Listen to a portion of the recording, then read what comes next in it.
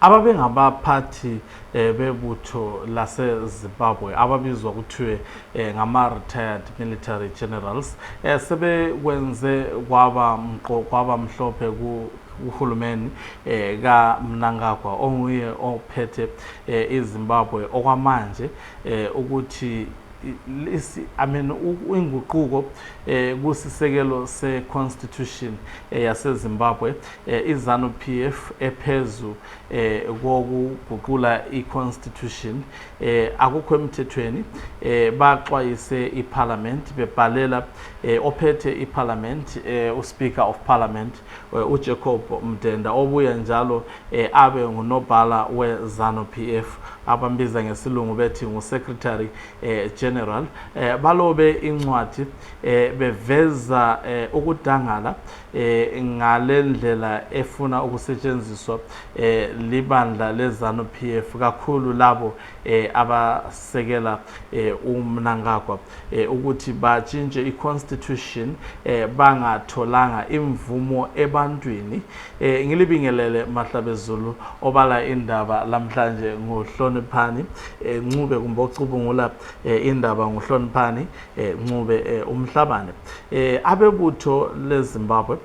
ama-retired generals aselobele ugwalo iParliament yaseZimbabwe okokuqala bakuveze sobala ukuthi bathi besiya empini babelwela okubizwa ngokuthiwa ngesilungu i-one man one vote ukuthi umuntu emunye le vote libe linye njalo bathe lokhu kukhanya angathi sokudelelwa lokhu kukhanya ngathi sokuhluthulwa okuyinto eyahamba yalwelwa ngabalweli benkululeko lapho belwela ilizwe laseZimbabwe njalo baxwayise iParliament ukuthi kayilamandla yokuthi guqula isisekelo sombuso bengayanga ebantwini bayacela leyo mvumo ngereferendum yabaxwayisa kamhlophe ukuthi kumele beye ku referendum mabefuna ukuguqula isisekelo sombuso njalo bakwenze kwacaca ukuthi abantu ngo-2013 lapho kubunjwa isisekelo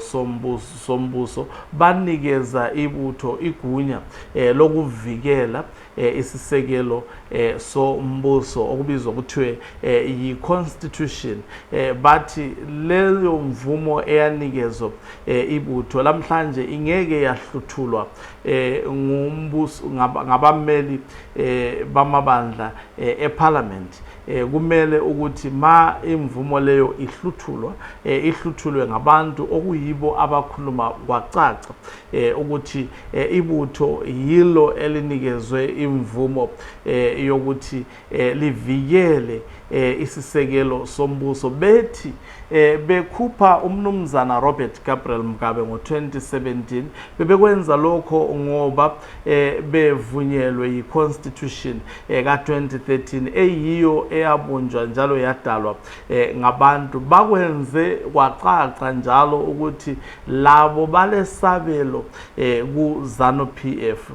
yikho bebona kufanele ukuthi bangathuli kodwa baveze ukungahlaliseki kwabo ngalokho okwenzakalayo manje lapho uhulumeni afuna ukutshintsha isisekelo sombuso ufuna ukutshintsha izinto eziningi ake ngithi ufuna ukutshintsha ukuthathela ibutho amandla lokuvikela i-constitution ufuna kanjalo futhi ukuthi kuguqulwe ukuthi umongameli angavotelwa ngabantu kodwa avotelwe yiParliament njalo bafuna ukutshintsha futhi ukuthi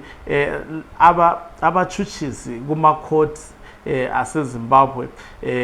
bangakhethwa obala abantu bebabuka kumabonakude kodwa kunikezwe amandla umuntu oyedwa upresident abe nguye ozikhethelayo umuntu afisa ukuthi abe ngumchuchisi kunkantolo zaseZimbabwe kunengi ke okufuna ukuguqulwa bafuna njalo guqula umthetho we-delimitation akade kusenziwa inhlangano ekhangela ukwenziwa kwama-elections okokhetho iZimbabwe Electoral Commission bafuna ukuyithathela amandla okubhalisa abavotayo, bafuna njalo ukuyithathela amandla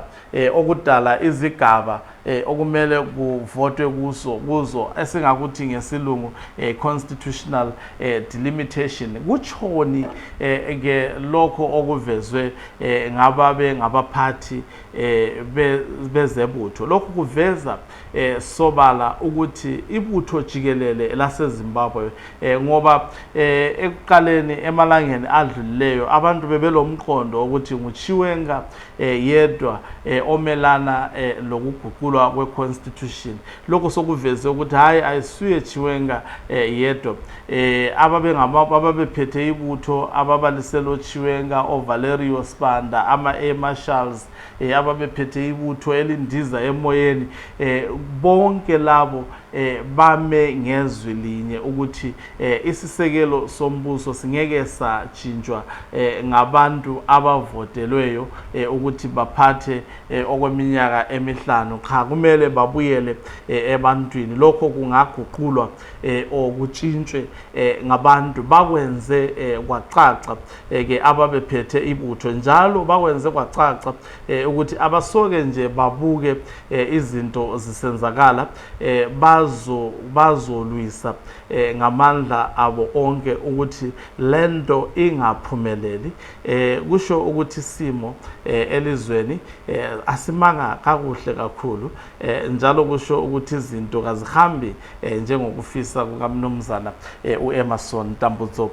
Mnangagwa. Mahlabezulu liyacelwa ukuthi ngemva kokubukela le video licofe umbhalo obhalwe subscribe ngesilungu ngamabala abomvu, kwamanye amafoni amabala ayimbala nje eshiyeshiyeneyo, ukwenzela ukuthi masifaka elinye ivideo